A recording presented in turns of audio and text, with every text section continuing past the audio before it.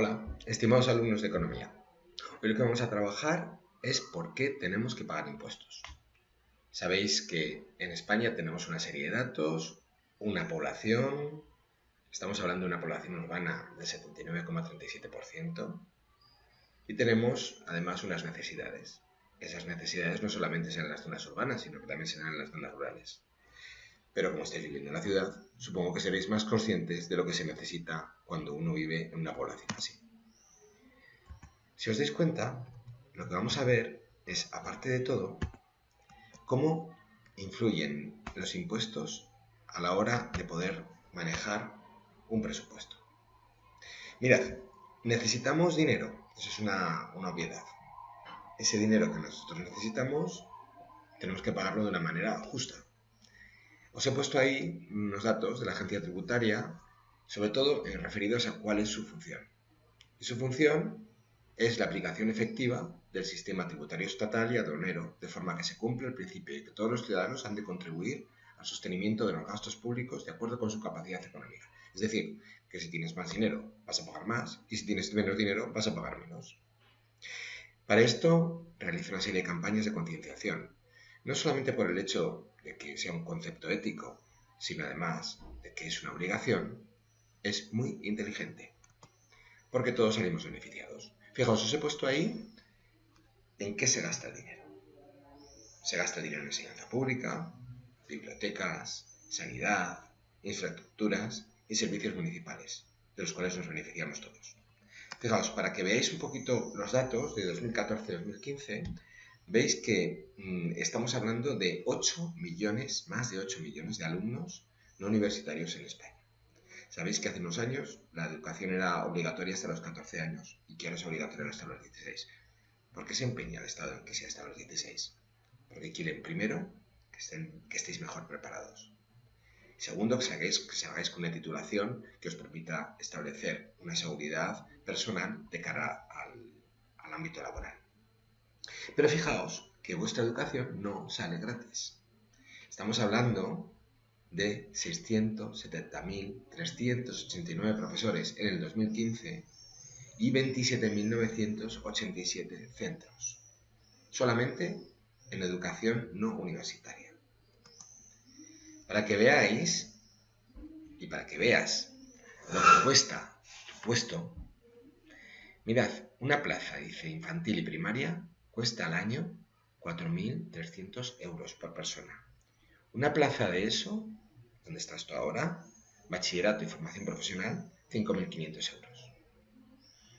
Si no existiese la educación pública, la sostenida por los fondos públicos, pues lógicamente habría algunas personas que podrían estudiar y otras personas que no podrían estudiar.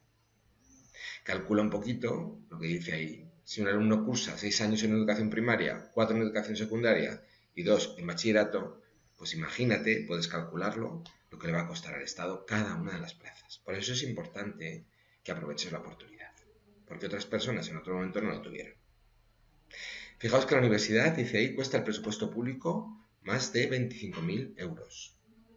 Y la vida de un español, la vida educativa, cuesta a todos los ciudadanos unos 100.000 euros por persona. ¿Por qué hace esto el Estado? Porque luego lo va a revertir y luego le va a venir bien en clave de impuestos, porque vas a tener un gran puesto de trabajo y que va a contribuir mucho al erario público. También, supongo que alguna vez te has puesto enfermo y has necesitado ir a la seguridad social. Da igual que fueses con una pierna que se te había roto, da igual que fueses con apendicitis o da igual que fueses con un catarro, te han atendido de la misma manera.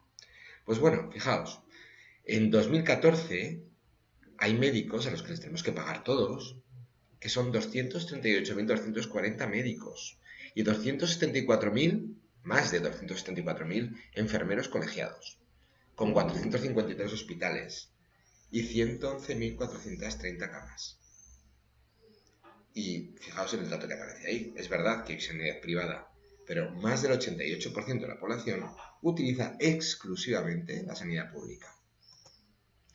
Fijaos lo que cuesta solamente un día de hospitalización.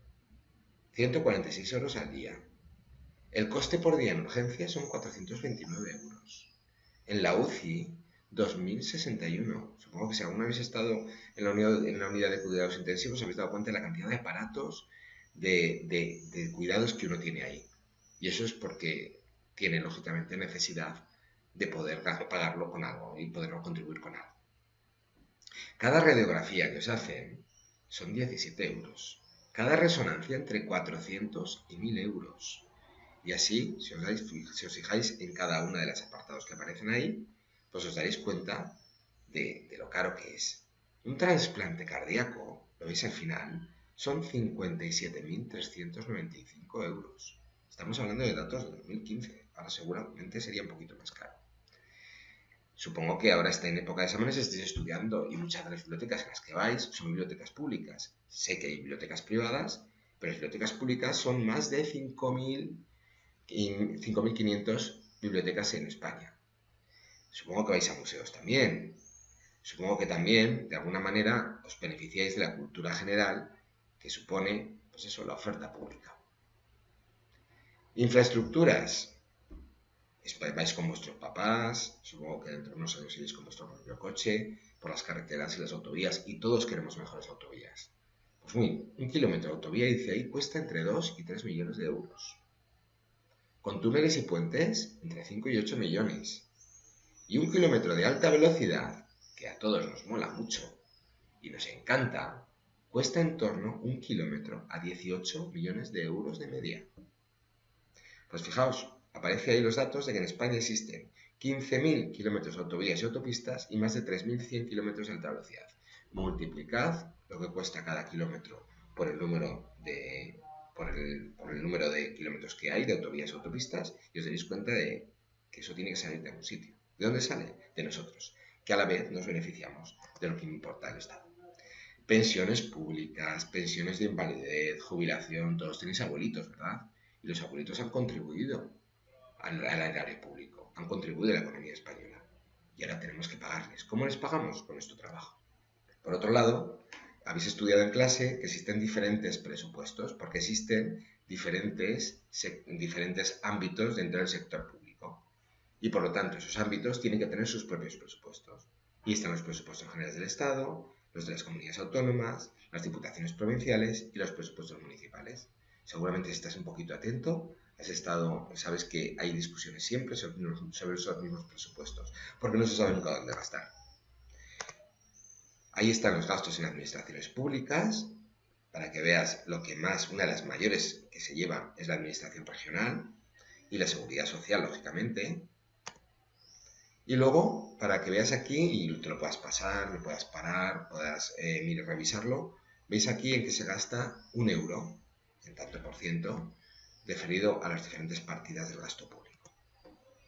Aquí lo mismo, exactamente igual.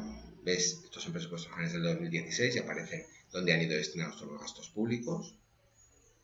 Puedes discutir con tus amigos si tú gastarías más en uno, gastarías más en otro. Y luego, si os fijáis, aquí también aparecen referidos a los ingresos que se ha estudiado en el libro, sobre los diferentes ingresos que hay en la hacienda pública, cuáles son esos ingresos y dónde van destinados. Aquí están los recursos de las comunidades autónomas. Y ahora fíjate, te aporto una serie de diapositivas sobre uno de los impuestos más comunes, más populares que existen, que es el impuesto sobre el valor añadido, el IVA. Ves que tiene un tipo general que es 21%, un tipo reducido un 10% y un tipo súper reducido. Pues que sepas que las discusiones van sobre todo hacia dónde tienen que ir los tipos generales y el tipo súper reducido o reducido. ¿Por qué? Porque eso implica que unas personas compren más o compren menos de esos productos, ya que no salen más caros al contribuyente. Y aquí tienes los tipos impositivos de IVA en Europa para que te des cuenta de que primero no estamos tan descaminados, y luego, por otro lado, pues puede plantear por qué en unos países esos tipos reducidos son más bajos o son más altos. Y aquí tienes algo que me parece que es muy interesante, que es un ejemplo de Zaragoza. En Zaragoza gastamos 3 millones de euros en reparar destrozos por vandalismo. Solo por grafitis, 1,3 millones. Limpieza de botellón, más de 200.000 euros, que salen de ti, que salen de mí, de tus padres. Reparar bancos, papeleras y otros, más de 200.000 euros. Muchas veces son por el mal uso. Bueno, pues eso es lo que hay que tratar de cortar. Un contenedor cuesta 700 euros. Y en Zaragoza en 2010 quedaron inutilizados 385. Multiplica. Una papelera cuesta cerca de 300 euros. Los juegos infantiles en el parque, 30.000 euros. Y los cristales de una marquesina de bus, 400 euros. Todo eso puede parecer que es una tontería, pero lo pagamos entre todos. Y nos cuesta a todos. Y tienes ahí también un ejemplo de lo que costó el pabellón siglo XXI del Actur, que costó 22 millones de euros, un centro de salud 6,6 millones, el centro deportivo 10 millones, la ampliación del Pablo Serrano más de 23 millones, las fiestas de Pilar que nos encantan a todos 1,4 millones en 2011, el servicio de bomberos 34 millones de euros anuales y luego instalar la red wifi municipal 3,5 millones. Y para que sepas, de alguna manera, Zaragoza está subvencionando centros deportivos y 40 millones Airbus. Muy bien, pues aquí hemos terminado. Espero que haya sido útil esta aportación y nos vemos en clase. Hasta luego.